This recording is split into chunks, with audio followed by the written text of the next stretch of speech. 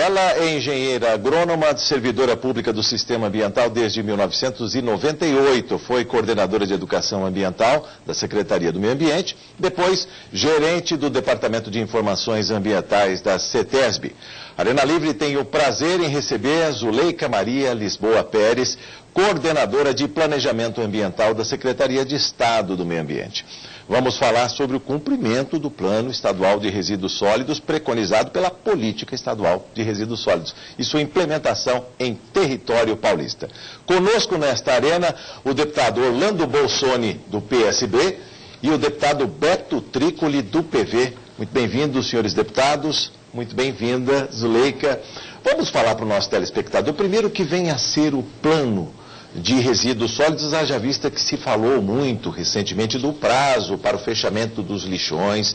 Houve audiências públicas espalhadas em cidades paulistas, uma das quais aqui nesta Casa de Leis, no Auditório Franco Montoro, e na oportunidade se falou que São Paulo não tem um problema que foi verificado nos municípios brasileiros. Dos 5.568 municípios brasileiros, 3.344 ainda não tratavam bem os seus resíduos, tem lixões a céu aberto. Parece que São Paulo está bem diferente esse quadro. Se falou em 29 cidades que tinham problemas. É isso, Zuleika, muito bem-vinda. Isso mesmo. São Paulo já atua nessa área de resíduos sólidos, né, desde 1997. Tanto que a nossa lei é de 2006, né? Anterior à política nacional. Anterior à política nacional.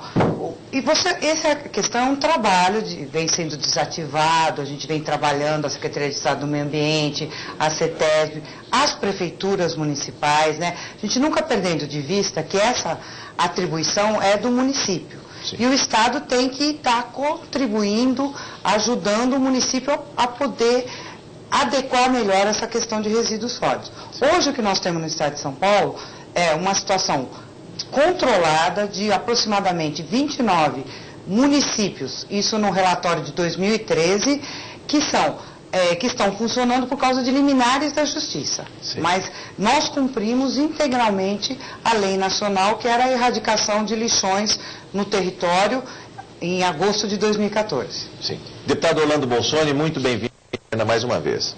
É uma honra receber a doutora Zuleika, que é uma estudiosa do tema, é uma pessoa que dedica, além de tudo, dedica a sua vida à questão ambiental, além do conhecimento técnico, científico amplo, não só na área ambiental, mas na questão em especial da qualidade de vida da cidade. É uma honra também dividir esse espaço com Jorge Machado e com o meu amigo, o deputado Beto Trícoli, que juntos aí sempre estamos trabalhando de forma extremamente integrada na causa ambiental. E talvez um dos temas que eu acho que é importante aproveitar a sua presença é a questão dessa visão, então, de ter a política ambiental como uma política de Estado, não só uma política de governo. E a senhora que trabalhou muito bem na questão de educação ambiental dentro da Secretaria do Meio Ambiente, como criar essa consciência ambiental, tanto no agente político, em especial das pequenas cidades, os aterros ainda que restam para serem assim totalmente regularizados só nos pequenos municípios, mas também na população, a questão do desafio da educação ambiental, que a senhora foi uma das precursoras no assunto no estado de São Paulo.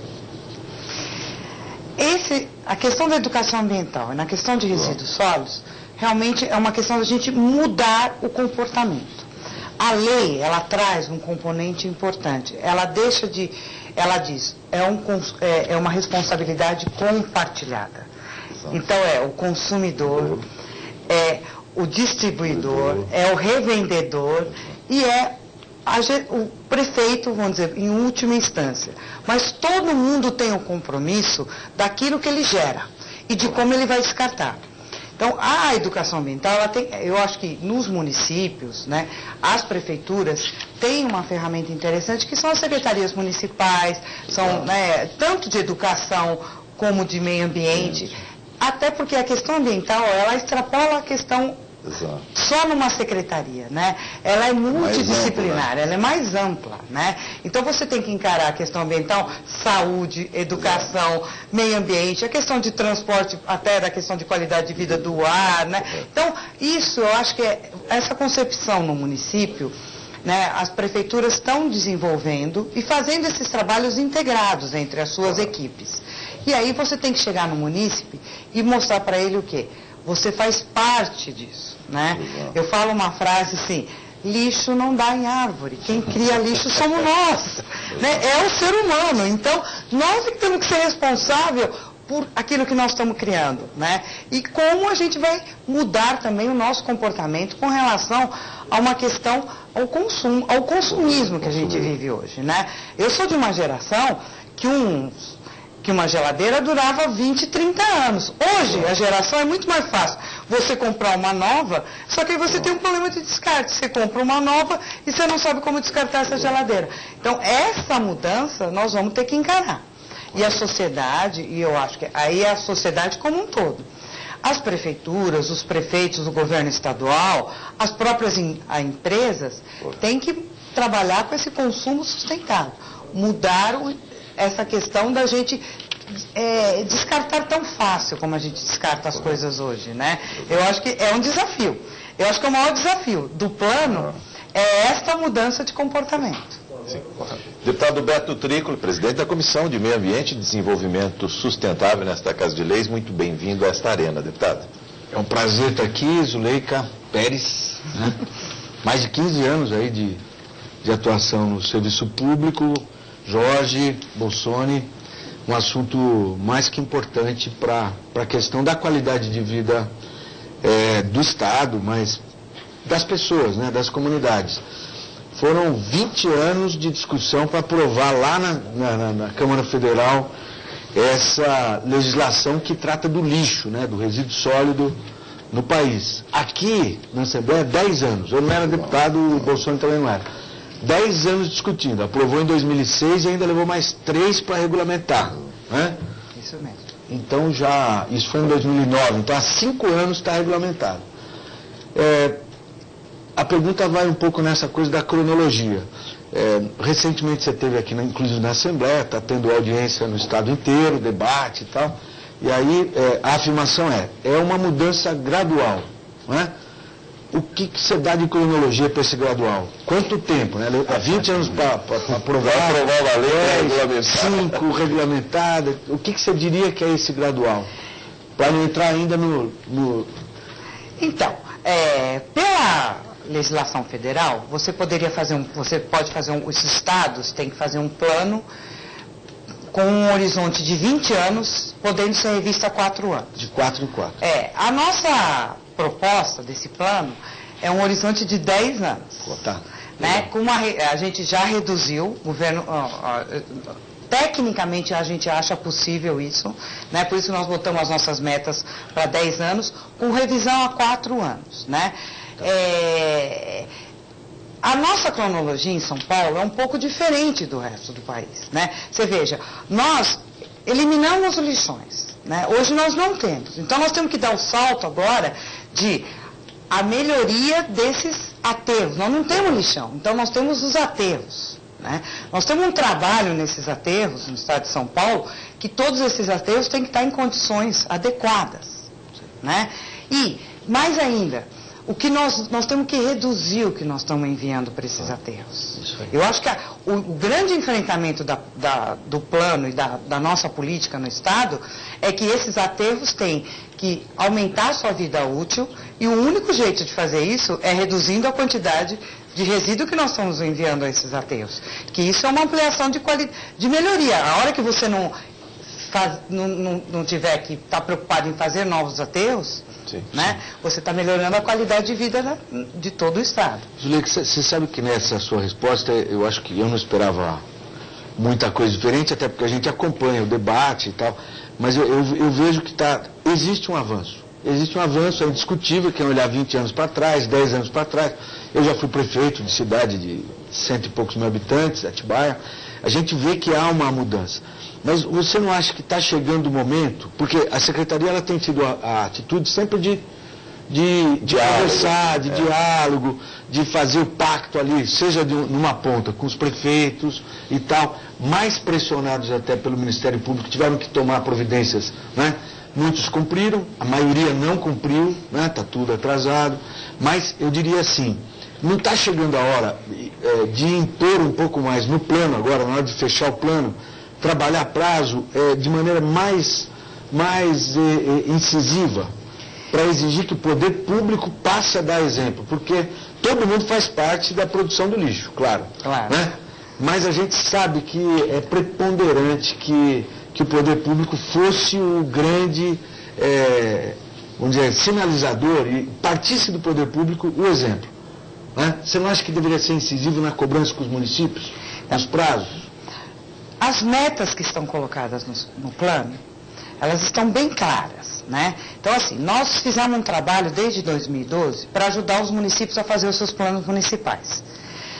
Deixando claro para eles, façam um bom plano que vocês possam cumprir, né? Porque vocês vão ter a nossa legislação cobrando de vocês. Certo. Para o Estado repassar recurso para os municípios, também a gente vai olhar esses planos. A gente vai ver efetivamente se o que está sendo pedido e o que está sendo encaminhado está no plano municipal. Nós ajudamos os municípios a construírem esses planos. Nós temos um dado que rapidamente, por isso que o time é difícil. Hoje nós temos um dado de 2013 que nós temos 308 municípios com planos municipais. Em 2012 eram 130. A gente acredita que agora em 2014 nós devemos ultrapassar 550 municípios, pelo trabalho que nós estamos fazendo. E aí nós temos que ajudar esses prefeitos a implantar o que está escrito nesse plano. No plano tem prazos para todo mundo, para as prefeituras, para o governo do estado, para a indústria. E nós também, assim, nós estamos sinalizando no plano que até agora nós estamos chamando, estamos fazendo acordos, né? Você está vindo de uma maneira, vamos junto fazer a história e vamos mudar. No plano a gente sinaliza mudanças daqui a algum prazo, né? Daqui 2 anos a gente não vai mais chamar. A gente vai dizer, você não cumpriu. Não tem mais diálogo, aí mudou. Porque a Secretaria de Estado do Meio Ambiente, através da CETESB, ela tem poder de polícia. Exatamente. Né? Eu posso, né, chegar e realmente fazer esse papel.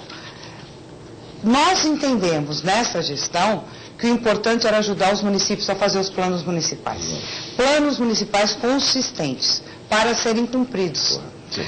Factíveis. Factíveis, porque se faz um papel que não serve para nada, você vai ter mais um documento que não serve para nada. Por isso que no documento a gente diz que a gente faz revisão de 4 em 4 anos, um relatório para apresentação para a sociedade. Né? Então, o governo do estado também está se posicionando em dizer, eu vou fazer isso em 2016, 2015 eu tenho meta, 2016, 2017 e 2018. E 2019 eu já saio o relatório do que eu cumpri. Se nesse processo a gente conseguir aproximando as metas, eu vou estar cumprindo. O meu horizonte é 10 anos. Mas eu estou olhando, vendo se essas metas estão sendo cumpridas. Né? Nós estamos montando todo um sistema de acompanhamento para ver se essas metas estão sendo cumpridas. A Zuleika é coordenadora de planejamento ambiental. Deputado planejador Orlando Bolsoni, eu queria até ouvir, deputado, um relato sobre a sua São José do Rio Preto. Primeiro, essa questão do conceito que a Secretaria está colocando, que é um conceito de planejamento estratégico, de essa visão de 10 anos, uma visão de longo prazo, e o importante não só um objetivo final, mas também de ao longo, em princípio, inclusive anualmente, de metas específicas que devem ser cumpridas, e aí a Secretaria poderá utilizar através da CETESB o poder de polícia no sentido também de recursos, de contingenciar recursos para aqueles municípios que não cumpriram. A professora Zuleika conhece bem a experiência de São José do Rio Preto. A experiência nós começamos em 1986, então uma experiência, primeiro nós trouxemos a universidade. A universidade então fez um primeiro estudo de forma que pudesse trabalhar em especial com a questão de reciclagem, onde a tecnologia disponível não era hoje a tecnologia evoluiu muito, então se tornou um exemplo. E ao longo desses anos, então, nosso primeiro plano foi de 1986, com as informações e as... Bem antes da imposição da lei, né, deputado? Da imposição da lei. E hoje, então, 86, então, são já mais de 20 anos, então, 28 anos praticamente. Hoje está um sistema que funciona muito bem, inclusive com reciclagem. Agora, com relação à reciclagem, o grande desafio, nós reciclamos perto de 5% nas residências. Talvez é a razão também da minha pergunta. Como vencer? Então, a reciclagem ocorre na estação de tratamento. Então, como vencer? Mais uma vez, nós vamos voltar à questão de educação ambiental, para que as pessoas reciclem de forma que não tenha essa etapa. Então, que já vá praticamente aqueles 30% de resíduos que vão se transformar ou em adubo, ou em uma parte vai necessariamente ter que ter o destino final. Como conduzir, como motivar a sociedade nesse contexto? Você que trabalhou com a questão da educação ambiental, começa nas escolas, começa na família, os clubes de serviço, lá os clubes de serviço são parceiros, como se fazer esse trabalho?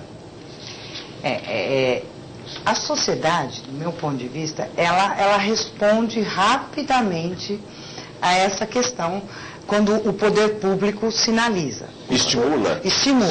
O que precisa, dá exemplo. O poder público estar preparado para receber isso. Porque não adianta você falar, eu vou fazer a reciclagem, meu município vai fazer, as pessoas se preparam, separam e depois você faz a coleta e coloca no mesmo caminhão, né? E aí a pessoa fala, o que eu estou fazendo aqui? Então, esse processo por isso que o plano municipal, ele é essencial. Indispensável, né? Porque assim, você tem que dizer, eu vou reciclar, eu começo por 10% da minha cidade, depois eu vou para 20%, porque também ninguém vai começar como o senhor mesmo disse, olha quanto tempo começou no município, né?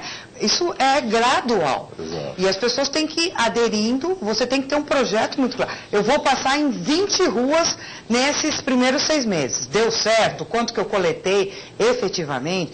A gente tem um dado muito doido no plano. De tudo que é produzido de resíduos sólidos no estado de São Paulo, 32% poderia ser reciclado. Apenas 2% está sendo.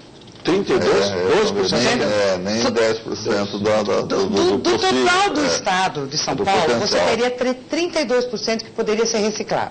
Hoje a gente tem um dado dizendo que é só 2% desses 32%.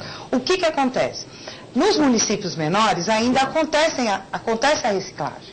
Tá? Só que você tem regiões metropolitanas, né? O estado ele é muito diferenciado. Né? Então, hoje, um dado que está no plano, 50% do resíduo que é produzido no estado de São Paulo está na região metropolitana de São Paulo. São Paulo. Esse é o problema. Zuleika, sabe o que eu queria perguntar para você? Como é que você vê, um dos itens claros, e é quase que um eixo basilar da política, é a inclusão social. Isso. Essa questão, eu acho que eu queria ouvir você primeiro, até comentar alguma coisa, porque a gente tem uma briga muito forte aí da questão do que realmente é política pública e o que é regra para benefício de mercado. Né? E eu vejo que tem prefeituras que fazem legislação em visão de benefício de mercado, para terceirizar, o que não é ruim terceirizar. Não sou contra terceirizar. Mas eu queria ouvir você sobre esse capítulo da política que fala de inclusão social. É muito claro, tanto no plano estadual como no plano, na legislação federal e na legislação estadual, a inclusão dos catadores. Nós fizemos um trabalho junto com o Movimento Nacional de Catadores de fazer um cadastro, né, para que seja disponibilizado para todo o estado de São Paulo, que tanto o município possa usar, o movimento, todo mundo tem um cadastro único de saber. Na minha região, aqui tem essa cooperativa ou essa associação. Primeira coisa, transformar isso numa coisa acessível para todo mundo.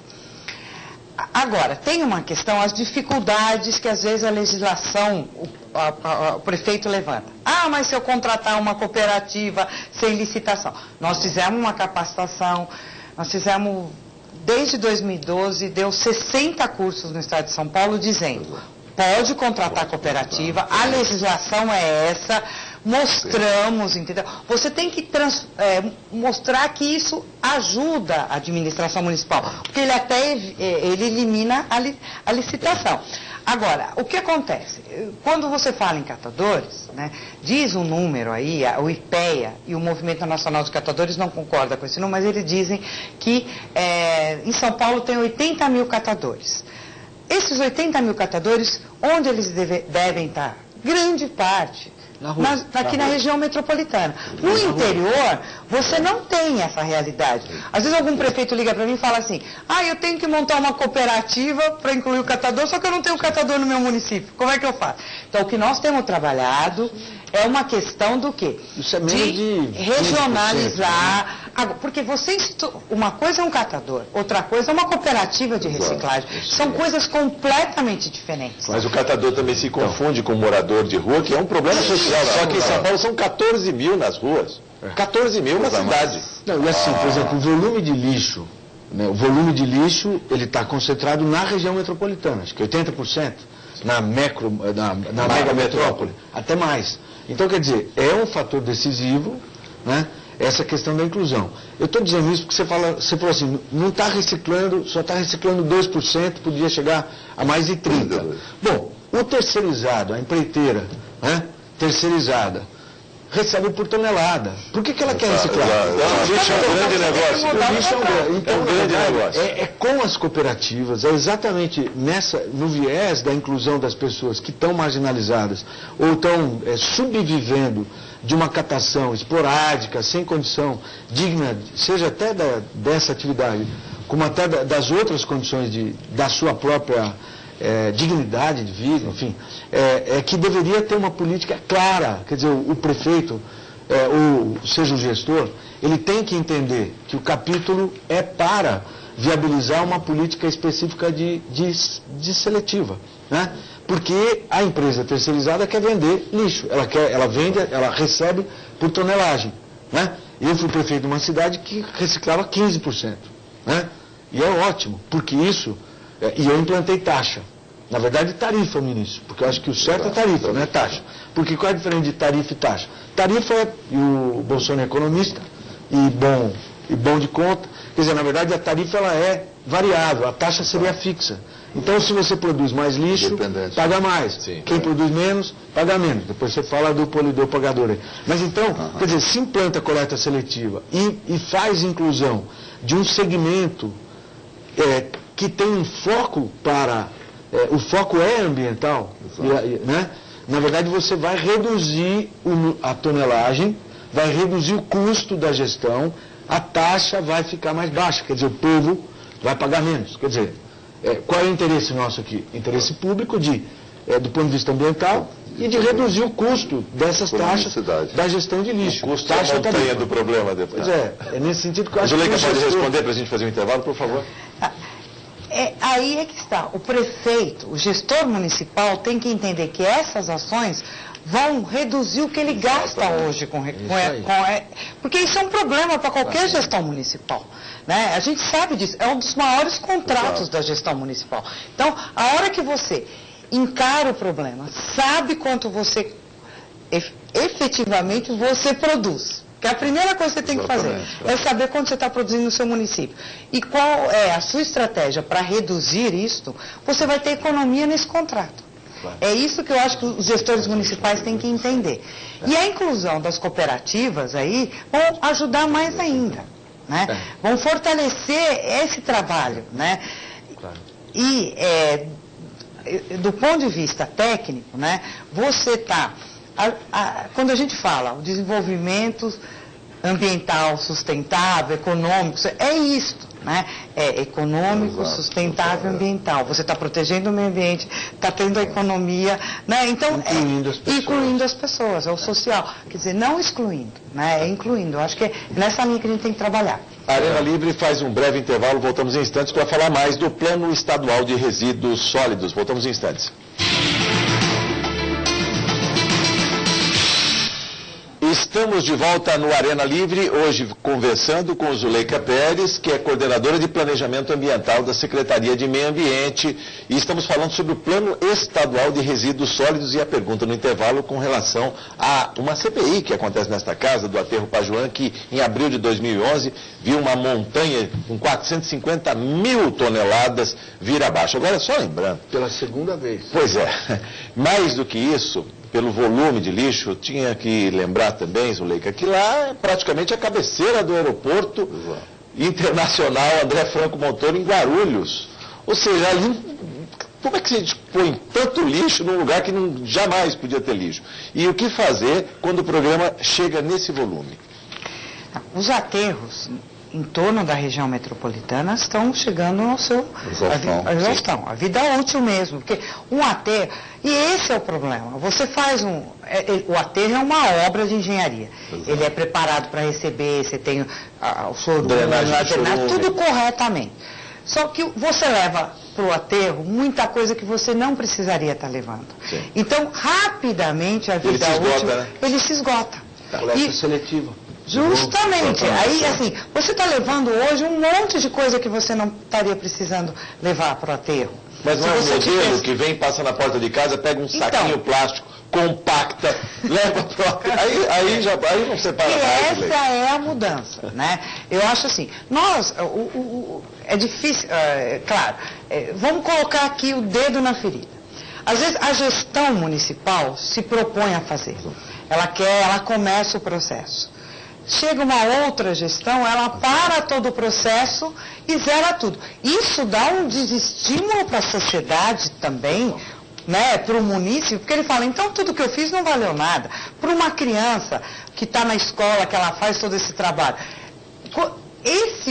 Por isso que esse tipo de ação, né, ele tem que ser contínuo. A educação, a mudança de comportamento. Então, realmente, as prefeituras vão ter que... A lei nacional deixa claro, você não vai poder mandar mais para os aterros. Você só vai poder tal quantidade, né? E aí, por isso que eu disse, os prefeitos têm que estar atentos. Com pena de prisão e multa de 50 milhões. 50 milhões. Compensa fazer um aterro para não levar uma multa dessa. Mas a lei ela é inteligente nesse ponto. Ela diz o quê? Você vai ter que reduzir a quantidade. Se você hoje está mandando 100, você vai ter que passar a mandar 30. Sim. E como é que você vai fazer essa quantidade? Você vai ter que fazer... Olha, na verdade a estratégia é isso, é reduzir a quantidade de resíduo que a gente está produzindo, reutilizar e reciclar. Essas são, né? Agora, nesta ordem, inclusive, reduzir... Reutilizar e depois reciclar, porque também consome energia para fazer a reciclagem. Justamente. Então, é isso que a gente tem que mudar. Deputado Orlando Bolsoni. Eu vou aproveitar o tema, obviamente, é fascinante. Acredito, inclusive, professora, que esse vai ser um dos temas que vai permear a discussão do país daqui para frente. Eu não tenho dúvidas, questões econômicas, mas a questão ambiental...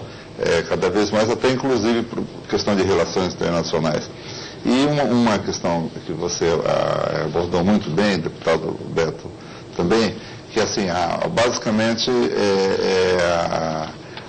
a gestão pública, ela pode ter, ela esbarra em barreiras, uma é assembleísmo, então às vezes fica uma discussão se pede o impossível.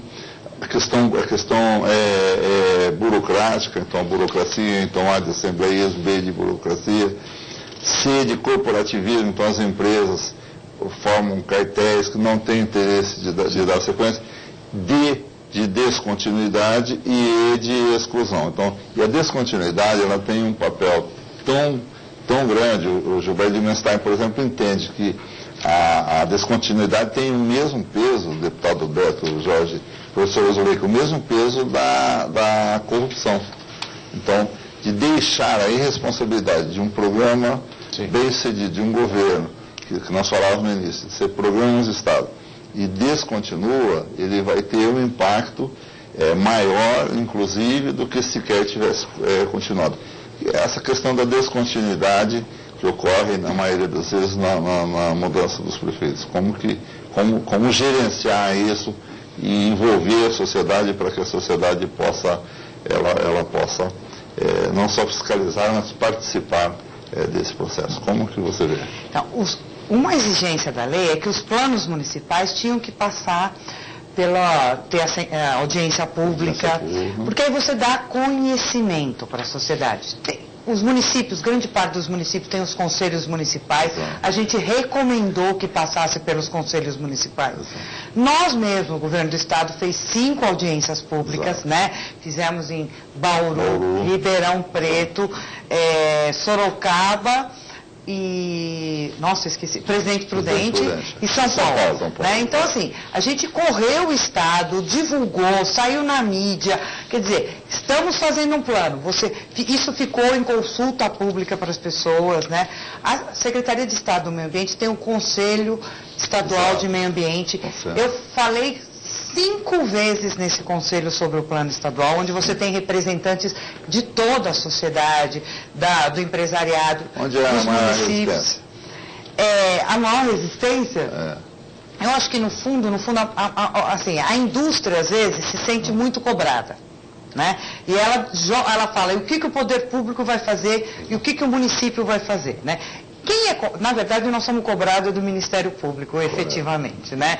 Eu acho que também é um ente importante, que está acompanhando e está vendo, olha, tem um plano, prefeito, você vai ter que fazer, você vai ter que seguir, governo do estado, né? Então, eu acho que hoje você tem uma sociedade e essas cobranças vão ocorrer mais, porque a hora que você fez um plano, você divulgou, aprovou, ele passou a ser da sua gestão, a sociedade, ela tem hoje uma ferramenta de cobrar o gestor público. Sim. Deputado Beto Trícolo? Bolsoni, nesse raciocínio do Bolsoni e da Azuleika, sem saia justa, mas eu tenho convicção de que a dificuldade está no gestor público. Nesse que só tem 4 anos.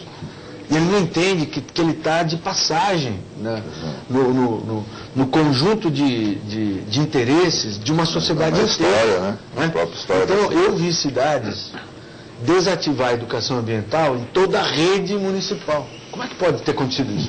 Né? Eu vi cidades desmontar os pontos de entrega voluntária. Custo social disso. Aí você fala o seguinte, quer dizer, quanto custa para destruir um PEV, né, um ecoponto, que tem a ver não com a quantidade de lixo reciclável que se coleta e tal, mas é didático. Você tem uma porta de escola, no supermercado e tal. Então, você fala assim, aí eu vou muito na linha do que você está colocando, que como tem responsabilidade fiscal, deveria ter responsabilidade socioambiental, né? Porque aqueles que desmontam políticas que estavam no caminho da política nacional, da política estadual, né, das diretrizes dos planos, quer dizer, isso é uma irresponsabilidade. Então eu não tenho dúvida, eu respondo com mais tranquilidade, e é um momento em que a gente tem que ter consciência, né? A gente não deveria andar para trás nisso. A indústria que a Azuleika citou, eu fui presidente do comitê do Piracicaba, do comitê de águas, né? A indústria, no começo, chiou barbaridade. Hoje, a indústria, na região, ela é 100% adequada na nossa região lá do PCJ, né, do Piracicaba. Porque o contribuinte é o consumidor da indústria. A indústria já resolveu. Quem é o grande descumpridor das questões de saneamento e tal? É o poder público, o municipal e tal. E que não entende que o Ministério Público, na verdade, ele está indo na cobrança de cumprir aquilo que é obrigação. E não como se fosse uma perseguição pessoal, como se fosse um problema, né? Acaba fulanizando o problema. Exatamente. Tipo, essa administração anterior tinha educação ambiental, a minha não vai ter. Não, peraí, educação ambiental é para a sociedade, né? Então, eu fico muito chateado com isso. E vai levar um tempo, esses gestores vão se conscientizar. Pode ser tarde para recuperar, né? Eu falo não de uma cidade, A sociedade vai Zuleika, sofrer. nesse sentido, eu queria falar uma coisa. A questão do... Até para tentar mover um pouco, sair um pouco dessa coisa da paróquia, né? Muitas vezes a pressão política faz o gestor local tomar uma providência que ele não percebeu que era errada. É o incentivo aos arranjos regionais, né? Porque eu também tenho certeza que o município com menos de 100 mil habitantes, ou até menor de 50, mas ele tem dificuldade de fazer gestão, porque a escala é pequena e tal. Exato. Então, teria que ser regional, né? Se o Estado, de novo, viesse com uma regra mais firme na questão, o que você acha? Então, no plano, a gente deixa claro, dos 645 municípios, vocês terem uma ideia, 449 municípios geram 6% do resíduo do estado de São Paulo. 6% apenas? 6%, isso está no documento. Está bem abaixo da média, por exemplo, Não. metropolitana, que é 1 quilo por habitante por dia. Nós fizemos essa divisão, o plano mostra isso. O que nós fizemos um trabalho junto com os municípios, perguntar para eles que tipo de arranjo eles gostariam e para que tipo de resíduo. Olha que interessante. Então eles disseram, o gestor municipal, que é o que a gente trabalha no nível como secretários municipais. O primeiro problema é o aterro regional e o segundo é o resíduo da construção civil. Exato. O que nós fizemos? Nós fizemos uma proposta no plano de 25 arranjos, tá certo? Onde a gente diz, esses arranjos, por causa da quantidade produzida, da proximidade, da logística de transporte. Isso no estado inteiro? No estado inteiro. Nós fizemos uma proposta de 25 arranjos nos planos. E também sinalizamos, né? Tanto a política nacional como a política estadual já fala que os arranjos deverão ser atendidos prioritariamente com a questão de recursos. Né? E aí a gente volta com que a nossa proposta está escrita, por isso que eu já disse que tem meta para 2015. Exato. Nós temos uma proposta para 2015, voltar e já falarmos como é que vocês montam esses arranjos, fazer realmente os consórcios públicos pela lei de 2005, que é uma lei mais moderna, como é que é, quer dizer, já dá essas informações para o município. Quem quiser, Exato. Nós estamos à disposição para isso, né? Nós já falamos isso, nós fomos lá, mostramos, nessa região você já tem esse consórcio, esse funciona, esse não funciona, esse é de resíduos sólidos, esse você só mudar não é a legislação, desculpa, o regulamento do consórcio. Então, assim, nós já fizemos isso agora em 2014, nós fizemos 15 oficinas falando isso para as regiões. Né? E interessante que para esse tipo de resíduos, eles levantam esses problemas para esses tipos de resíduos, né? E aparece uma outra questão. Para a coleta seletiva, realmente os municípios pequenos, eles estão fazendo a sua tarefa, entendeu? Tá. É mais fácil até. É mais fácil. Né? Até porque eles não apareceu em quarto ou quinto lugar essa preocupação com coleta seletiva regionalmente. Então a gente tem que ajudar, eu acho que esse é o papel. Eles mesmos colocaram o problema. Então nós temos que entrar lá agora em 2015 e por isso que a importância, os times são importantes. Exato. Né? Os municípios tinham que entregar o plano municipal e nós tínhamos que fazer o plano estadual. O que nós fizemos? Nós ajudamos os municípios a fazer os planos municipais para construir o plano estadual. Né? O plano estadual com proposta ser lançado agora em setembro, né? Por quê? Porque os municípios têm aí 2 anos para executar os seus planos municipais, os que eles apresentaram. Então toda essa estratégia que a gente está pensando em prazo, em data, né? A questão política, né? Porque a questão técnica está colocada lá, nós já sabemos o que nós temos que fazer. Zuleika, inaugurando uma rodada de perguntas breves, respostas também breves, como fica o município Verde e Azul, que criou um ranking dos municípios que cuidam bem dos resíduos sólidos e das suas águas? Olha, são 10 diretivas no programa Município Verde e Azul. 2 diretivas é que tem a nota maior. A resíduos sólidos é a que tem nota maior. Nós não abaixamos a nota dessa diretiva. Que vão sendo acompanhadas ano a ano. Então, e realmente, ter o plano municipal, ter passado pela Câmara Municipal, tem todas as regrinhas dentro dessa diretiva. Então, o Programa Município Verde Azul, ele reforça a estratégia da Secretaria, né, com relação a resíduos sólidos. Tira ponto de quem fecha ecoponto e tira e acaba com a educação ambiental, não? Cai a nota dele, deve cair a nota do município. Devia valer o dobro, a gente já avalia recuar a isso. política. Uma coisa que eu acho interessante é a gente também pontuar proatividades, né? Eu acho que isso é importante, né? A gente tem buscado ver nos municípios que fazem a diferença. Sim. Com a questão de água, nós fizemos uma publicação em 2013, justamente com base no município Verde Azul, as melhores experiências dos municípios com relação à proteção dos recursos naturais. E fizemos essa publicação e distribuímos para todo o estado de São Paulo. O site do município Verde Azul está fora do ar em razão da lei eleitoral, mas ele tem um ranking, se pode conhecer a sua cidade no ranking dos 645 municípios paulistas, inclusive o gestor, que necessariamente não é o prefeito, é um gerente local que cuida das águas e dos resíduos sólidos. É isso, né? A gente pede que seja indicado um funcionário de carreira. A gente, delicadamente, né, mas é importante isso. Para dialogar diretamente. Para a questão da continuidade. Do Estado, continuidade. Sua pergunta breve, deputado Orlando Bolsonaro, já caminhamos para o encerramento. Então, concluo primeiro, mais uma vez, o tema é fascinante e já agradecendo também a tua presença, a tua orientação e a certeza da continuidade do seu trabalho de esclarecimento. Com relação à questão, a visão, então o desenvolvimento então, ele tem que ser local, então os consórcios, mas não pode perder a característica local, ele tem que ser integrado, você lembrou bem, então, educação, todas as áreas, e aí talvez o planejamento seja quem possa fazer essa coordenação, a integração também geográfica regional, e ele tem que ser sustentável. Aí é onde entra a questão sustentabilidade econômica, sustentabilidade ambiental, obviamente, e sustentabilidade social.